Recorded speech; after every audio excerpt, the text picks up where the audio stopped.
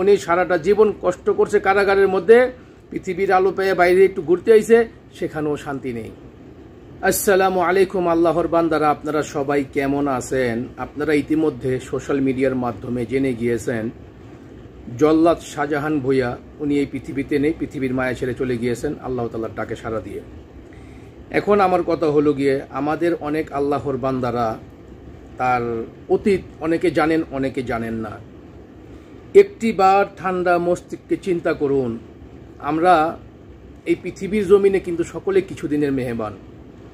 মানে আজকে শাহজাহান ভূঁইয়া চলে গিয়েছে, কালকে আমি চলে যাব, কালকে আপনি চলে যাবেন, মানে আমাদের এই পৃথিবী ছাড়তে হবে।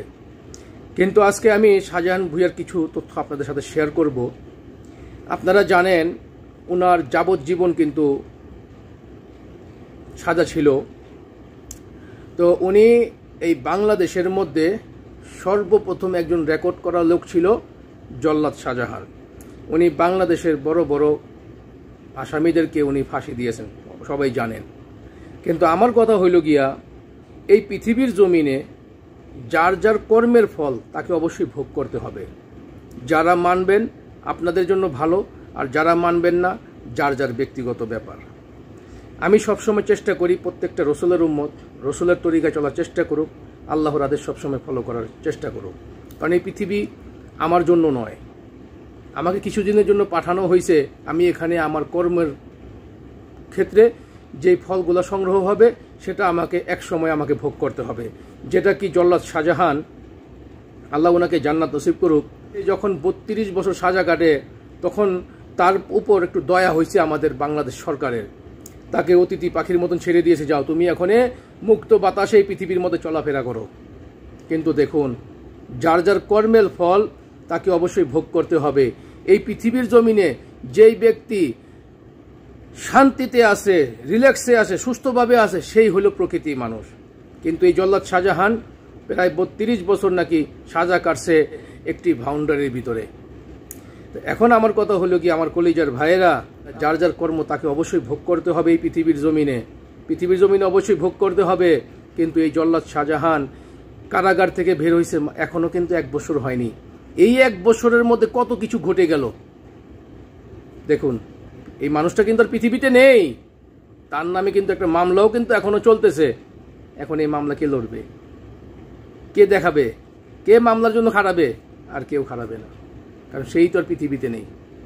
তার মামলা হয়ে কি করবে? মানে উনি সারাটা জীবন কষ্ট করছে কারাগারের মধ্যে, পৃথিবীর আলো পেয়ে বাইরে একটু ঘুরতে আইছে, সেখানেও শান্তি নেই। তিনি এই পৃথিবীর মানুষের প্রতি তার কোনো ধারণা নেই, যেহেতু 32 বছর সে কারাগারে ছিল। সে সোশ্যাল মিডিয়ার মাধ্যমে, টিকটকের মাধ্যমে একটা কচি মেয়েকে বিয়ে করতে গিয়ে তার জীবনের কত ধরনের পেরেশানি আল্লাহ তাআলা তাকে দিয়ে দিয়েছে। তো জানি না আল্লাহ তাআলা তাকে পরকালে কি দিবেন, এটা আল্লাহ রাব্বুল আলামিন ভালো জানেন। আমরা তারপরেও ওনার জন্য দোয়া করব। কিন্তু আমার মেসেজটা হলো গিয়ে, আমার এই ভিডিওটা যারা দেখতেছেন, ভাই হোক বোন হোক, আমি আপনাদের দুইটা পায়ে ধরি, আল্লাহ রসুলের তরিকায় চলার চেষ্টা করেন। আল্লাহ সুবহানাহু ওয়া তাআলা আপনাকে এই পৃথিবীতে কেন পাঠিয়েছে সেটাকে সবসময় ফলো করেন। কারণ কুল্লু নাফসু যায়কাতুল মউত, মানে মৃত্যু প্রত্যেকটা মানুষকে গ্রহণ করতে হবে। মৃত্যু আমাদের অবশ্যই আসবে, কিন্তু কখন আসবে, কিভাবে আসবে আমরা কেউ বলতে পারি না। আজকে আমাদের কর্ম যেরকম হবে, এই কর্মের ফল আমাদেরকে জমিনের উপরে ভোগ করতে হবে, এতে কোনো সন্দেহ নেই।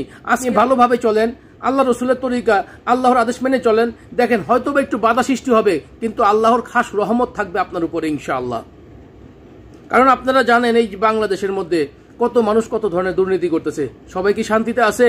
অনেকে দেশ ছেড়ে বিদেশে পালিয়ে যাচ্ছে, কিন্তু এটাকে সুখ বলে না, এটাকে শান্তি বলে না, এটা একটা পেরেশানি সারা জীবনের জন্য।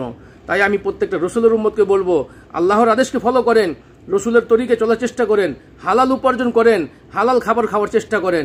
এই পৃথিবীতেও সুখ, আখিরাতেও সুখ। আল্লাহ তাআলা আমাদের সকলকে বেশি বেশি হেদায়েত দান করেন।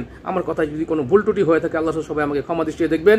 আমরা তারপরও আল্লাহর কাছে ফরিয়াদ করব, আল্লাহ সুবহানাহু ওয়া তাআলা এই জল্লাদ শাহজাহানকে জান্নাতের উঁচু মাকান দান করেন। তো সবাই তরফ থেকে ভালো থাকবেন, সুস্থ থাকবেন, সবাইকে অবশ্যই দোয়া করবেন।